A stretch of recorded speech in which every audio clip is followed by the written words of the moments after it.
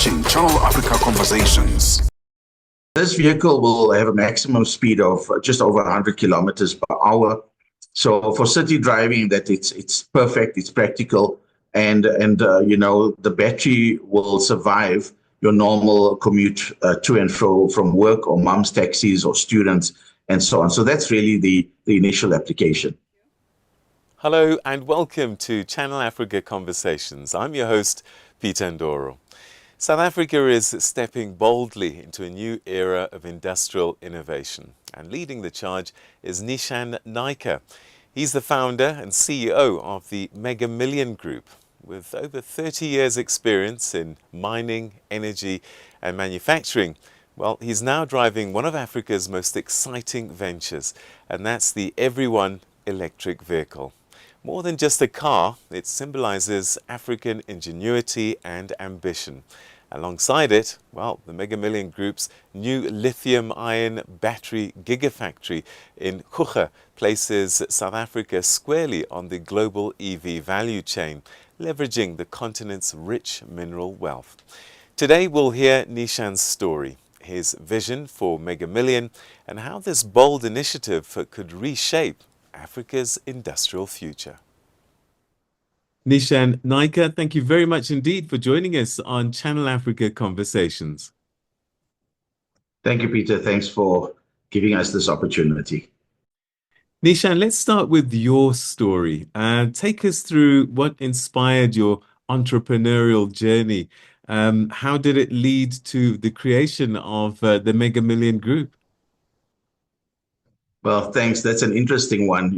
One day it just dawned on me that batteries are essential for energy security worldwide. And then I discovered that most of the critical minerals required for lithium-ion batteries are right here in sub-Saharan Africa. In fact, there isn't another region in the world that has got all the minerals and in such bountiful quantities compared to the SADC region and sub-Saharan Africa. And so it made sense then that, we should use this to Africa's benefit. And that's what started the journey. And I think it's a necessary business for the continent in an endeavor. If you look at, for instance, countries like South Korea, that has about 52 million inhabitants, compared to Africa that is 1.2 billion. And they have a land surface area of about 100,000 square kilometers, and we have something like 24 million square kilometers of area. And yet our manufacturing output is around 11%, and South Korea is about 24%. Surely we can use batteries and battery minerals to our advantage to transform Africa from an extractive economy to a manufacturing economy. And so that's how the journey started. So that's a compelling business case, a compelling business story. Were you always in energy? What were you doing before Megamillion Group? Well, I've been involved in electronics manufacturing and engineering for the last 25 years or more. And so I've been quite involved on a number of fronts to really position South Africa as a manufacturing powerhouse in electronics. I've sat on a number of advisory committees and also on international bodies to promote local electronics and to develop the industry. So I've always been in a similar space. Energy or batteries is just maybe another facet of what I've been doing for so long. I have no doubt that it's been quite a journey, that it's had its fair share of hurdles and obstacles to get the successes you've enjoyed. Perhaps you can share with me maybe your philosophy and mindset that kind of sustained you through some of the tough times. Well, I wouldn't say we've got the success yet. We're still working towards that, but it is indeed an exciting journey. But it's very difficult. It's a difficult journey. If you consider that, the entire lithium-ion battery industry is actually in infancy. The most successful company in the world is only about 12 years old. So you're not looking at an industry or a company that can have a 100-year track record like the auto industry and so on. So in itself, the industry is in infancy, and that comes with a lot of problems in terms of capital raise and building confidence with investors and so on. And also, Africa is generally frowned upon. It's not the first, destination for large-scale investments. So when you go knocking on the doors of investors globally and locally, and you ask for substantial amounts of money, it's not going to be easy to close that transaction. So it's been very difficult. Hence, we've had to take small steps along the 7 years in building up our own technology, IP, intellect, and so on, just to get to the point where we are now. And even now, it still continues to be difficult. I remember doing a round trip in Europe some years ago, and the immediate reaction was, what? A battery factory in Africa? Because at that time, there wasn't really a gigafactory established in Europe yet. And so it's always difficult to pioneer something that has never been done before. But I must say that we are making progress now with the support of some partners, and we are gaining traction. Were you finding it difficult to raise cash even here from Africans? I mean, surely they understand the continent, they're in business themselves, and maybe even the banks should know better. Why was it so hard within Africa to be able to raise the funding? Yeah, that's a very good question, because it should be a no-brainer, right? Because we've got all the minerals here. And, at one point when I was at Quebec, and I saw these long trains coming with filled with manganese, ready to be washed a little bit and shipped off to the east. And I wondered, is it really so difficult to process these rocks into the finished battery materials? Can it really be that hard? Are we so incompetent? And so you would expect that everyone should be able to see the business opportunity, but even the larger picture behind that and the opportunity that unfolds for the continent. But it hasn't been so straightforward because of the perceived risks in a new startup in Africa, because of the failures of similar ventures in Europe and elsewhere that have now cast a doubt on our ability to execute. And also, the culture of investors in South Africa and Africa, and also intermediaries and even government departments, is really a brick and mortar type of approach for investment. Give us your 5-year financial statements. What's your track record? Have you got surety?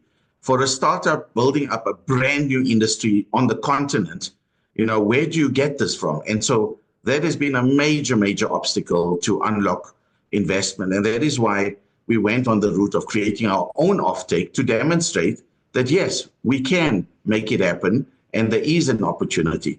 So it's been a very, very hard journey, and it remains a difficult journey to unlock substantial investments that's needed to create the critical mass, to create the batteries, and create and to manufacture vehicles, and to do everything else we want to do. It remains a difficult journey. But now, we see that things are changing, things are unfolding a little bit, and we're hoping that, the narrative will continue to see that this is one of Africa's greatest opportunities. We'll talk about the EVs in just a few moments, but you're not just about EVs. It's a whole value chain. And I wonder if you could take us through the different parts of the group and why it was important for you to create a value chain, not just one stream. That is a very important question. You see, many economies, many industries globally are, to a large extent, reliant on another country or another region for a critical aspect or component of their product. And so this becomes the weakest link in your manufacturing. And due to socioeconomic issues, geopolitical issues, and other factors, your entire manufacturing could come to a halt. We saw this during COVID. And so it is very important for us as a continent to really develop the entire value chain, simply because we can. And so if we leave out any aspect of it, we will always be dependent on someone else, and we will never be independent, and we will never really be a powerhouse. And so as a pioneer of the lithium-ion battery value chain in Africa, we looked at all the facets of this business, from mining to beneficiation and creating the battery components that come from the rocks, and then to take that and to manufacture it into a cell, which is the basic component of a battery pack, and then to take these cells and then to put them into end products like stationary energy storage systems, or electric vehicles, and then finally to recycle it and to reuse the minerals and put it back into the circular value chain. And so our business comprises of a number of subsidiaries that approach all of these. Some are not very active, but for instance, we're starting a project in Zambia to manufacture copper foil, which is a critical component of lithium-ion batteries. And it's dominated by production in the East. And so with Zambia being one of the largest exporters of copper in the world, it makes sense to actually make an end product in Zambia instead of exporting all of it. And so that's one of the projects we're looking at, along with other minerals that can be produced as end products on the continent. So that's really what we're doing. It's a long process. It will take many years, but it has to start somewhere. And I'm sure that the countries that are dominating currently also had to start at some point. So that's what we're doing. And then we designed our own energy storage systems, which we're starting to deploy.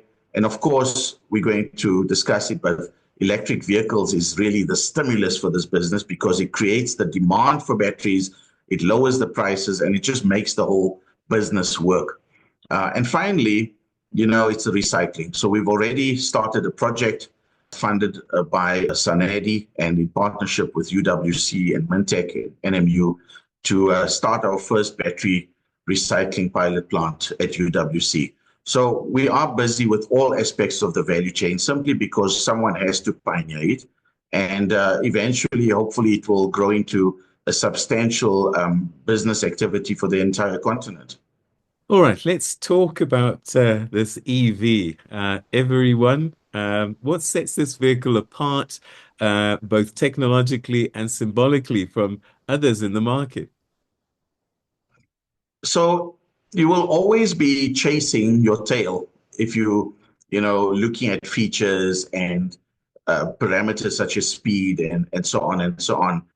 And so our focus has really been more on affordability. If you look at the amount of EVs sold on the African continent versus Europe and other areas, we are trailing far behind. And there's many excuses that come up, such as, energy security and so on and so on. But actually, the main reason is affordability. We need vehicles that are affordable. And if you look at the price range of most of the EVs that are brought into South Africa and Africa, it's unaffordable for Africans. And so our focus really is to make electric vehicles affordable for everyone, hence the name. Everyone should afford an EV. And by localizing the battery value chain, considering the battery is 40% of the cost of the car, by localizing that and also managing the cost of that component, we can certainly drive prices down. So to start off with our first vehicle, we look for a vehicle that is the most affordable and practical and a premium car. So we don't want to bring, low-grade quality products. And so we focus on finding a solution that's affordable and that will be suitable for African conditions. The skeptics might say, and probably influenced by certain voices, that Africa is not ready for a homegrown EV. What gives you the confidence that it can be done right now at this time? So remember, manufacturing a vehicle is a complex process. However, we don't have to overcomplicate things. We need to do what's right for Africa.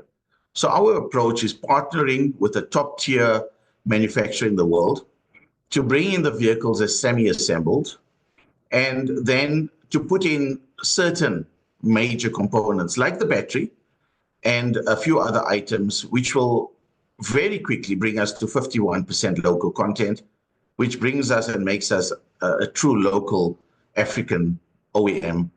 and a true African product.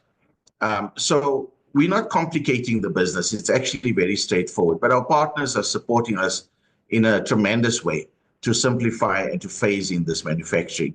So the most complex part of it is really going to be the battery manufacturing and battery pack assembly. But once again, we are not reinventing the wheel. In fact, we don't have time to reinvent the wheel. The bus is moving and we just need to latch on. And so what we're doing is we're partnering with winners. We bring in products that are winners, and we really just phasing it in to make sure that we can bring in a product that's competitive. Nechan, you have a number of partners on this Everyone project.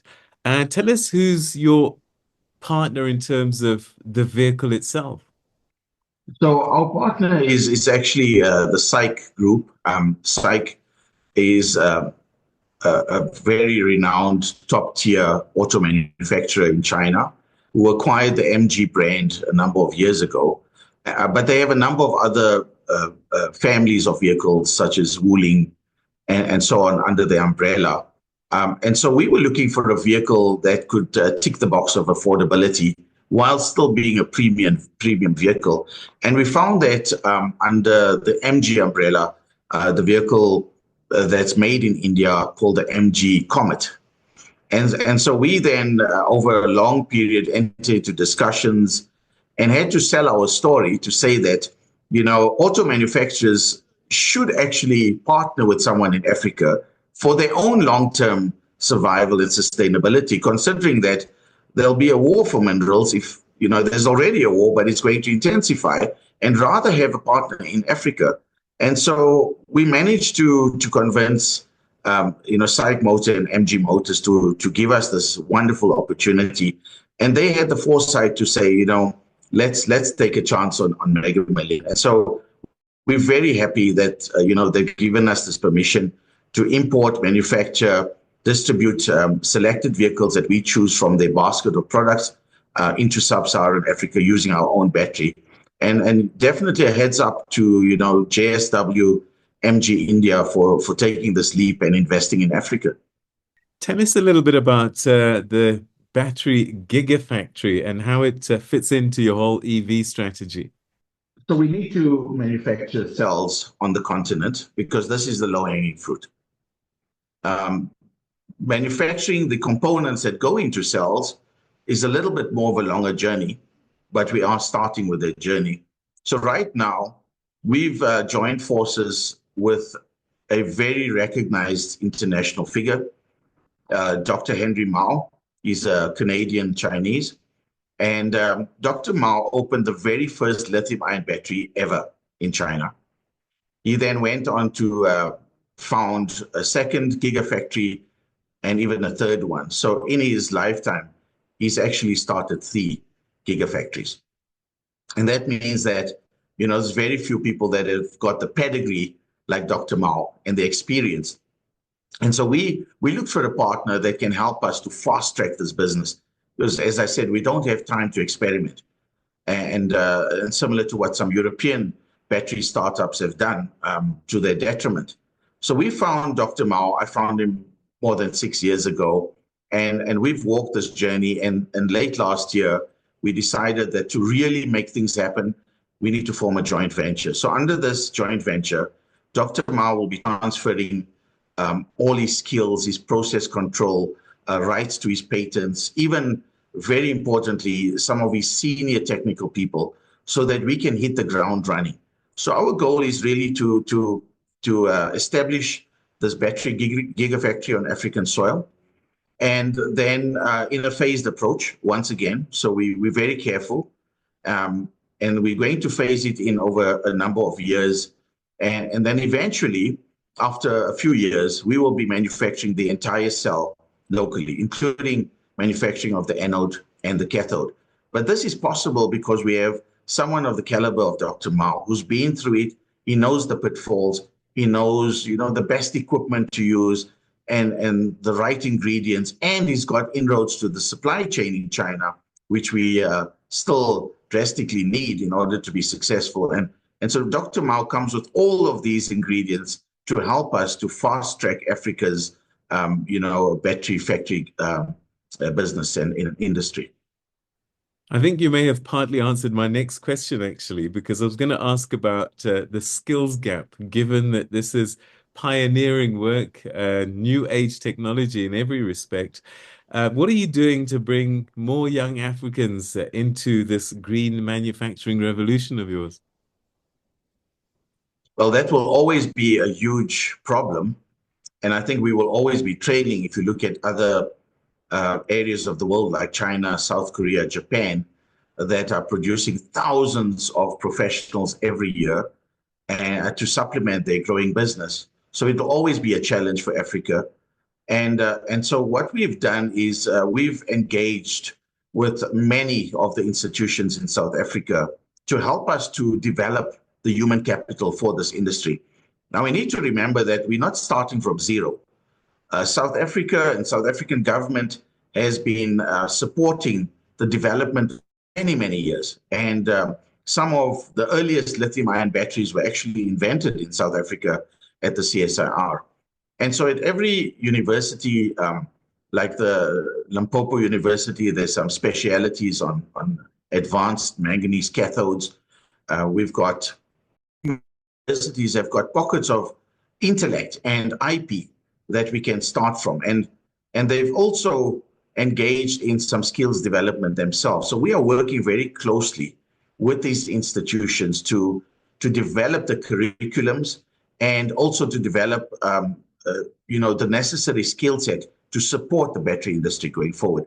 However, in the beginning, we have to rely on our partners. So Dr. Mao has got a huge team that will come over to South Africa on a skills development and skills transfer program for a number of years to help to transfer their skills and knowledge. And then we are working with, for instance, Dr. Ben Bladergroen from UWC, who's really been a pioneer in this regard, to build the human resources. It is going to take effort, but we rely on government as well to support the skills development in this important sector. I'm sure that there's a good number of our audience who want to actually know a little bit more about the car and its practicalities. Have we been able to figure out how much it'll cost once you go to the garage to pick it up? Well, we're working on a number of cost reduction initiatives. So, what we've discovered is that there's a fair amount of reluctance by South African consumers to buy EVs. And it's really because of a lack of knowledge and education on EVs. So they have a fear about, how long will the battery last? Will it explode while I'm driving it? How is load shedding going to affect me? What is my insurance going to cost me? And so we've devised a very smart program that we'll be launching very soon to make ownership of EVs much easier.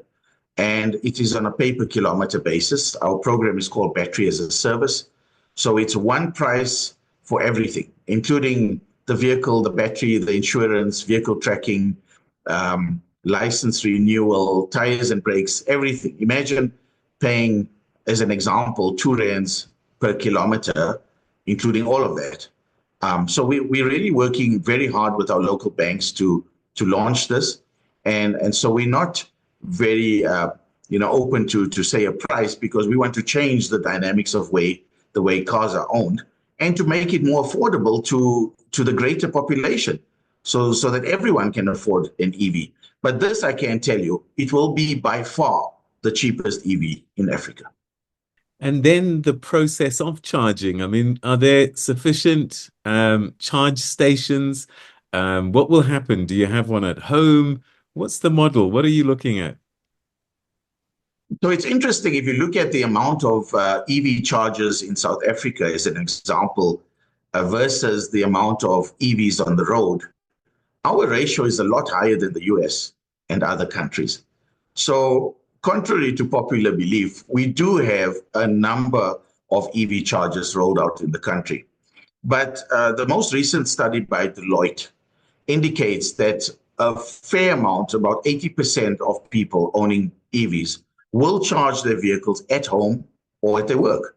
And so we have a host of different solutions for people to charge, including our own homegrown solar carport, which can be installed within 3 hours. And basically, you don't have to pay for fuel or electricity ever to charge that vehicle. So there are a host of solutions, and we've seen it necessary to develop these solutions and to introduce them because, again, very little has been done by the OEMs themselves to invest in the charging infrastructure. And so we are doing our bit to really roll out very cost-effective charging solutions that most people will use at their homes and at their places of work. And we're ready to roll those out now. And then performance. I know that you're not going for Formula One levels, but how fast can it go? Because you do want to get to work in a reasonable amount of time. Yes, that's true. So our first vehicle is called the Everyone Happy. The reason why we chose that name is that when a person buys his very first car, transitioning from a bicycle maybe to a minibus taxi and then to eventually own his own car, the state of happiness goes up considerably. And so we see this as an entry level for most people. And Everyone Happy should elevate people and create a sense of joy and ownership. And so this car is really meant for city driving. It has a range of about 230 kilometers on a full charge. So, for a person that works 10, 15, 20 Ks away from his place of employment, he only needs to charge his car once a week or so. It's a very practical car for city driving. This is not a car you would buy to go on a big family holiday at the beach because it's a small city car. But we have other models that are coming to accommodate that need. But this vehicle will have a maximum speed of just over 100 kilometers per hour. So for city driving, that it's perfect, it's practical, and the battery will survive your normal commute to and fro from work or mom's taxis or students and so on. So that's really the initial application. Do you see this as a major contribution to perhaps reshaping Africa's role in the global economy, that we will have something homegrown, home developed, and as you said earlier on, that a good part of the minerals that's required by the industry generally is coming from Africa? But we see this as one of the biggest opportunities for the continent, because we are largely an extractive economy. We take out products from the earth, agriculture, minerals, and we sell it off with very little post-processing. And that in itself breeds unemployment and poverty and a host of other problems. So it's critical that Africa increases its manufacturing output. But it's also a catch-22 situation because we need reliable energy in order to have manufacturing activities. So this is a necessary step in the right direction to create industries that can process our materials and minerals locally, thus creating jobs. In turn, we manufacture batteries that we sorely need for energy security.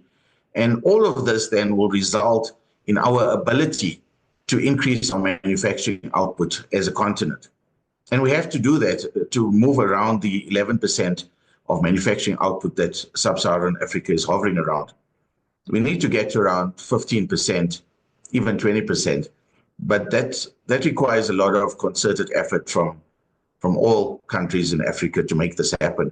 But considering that most African countries have got the critical minerals, we see a movement now to protect those minerals and to make sure that there is some localization before the minerals leave the continent.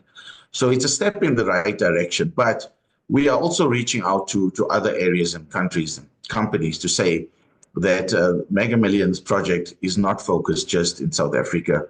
We want to replicate this in other parts of the continent.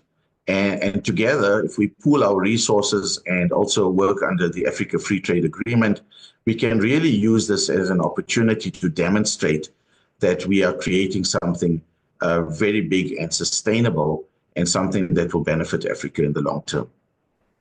Nechan Naicker, CEO and founder of the Megamillion Group, thank you so much indeed for joining us on Channel Africa Conversations. It's so good to hear about inspiring projects and ventures such as yours. Thank you so much for telling us your story. Thank you very much.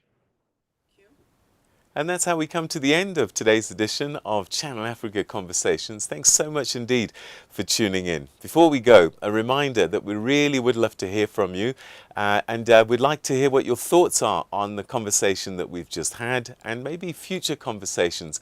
Please contact us. The details are on your screen now. And in fact, you can even comment in the comment section below. Thanks so much indeed for tuning in. Until the next time, goodbye.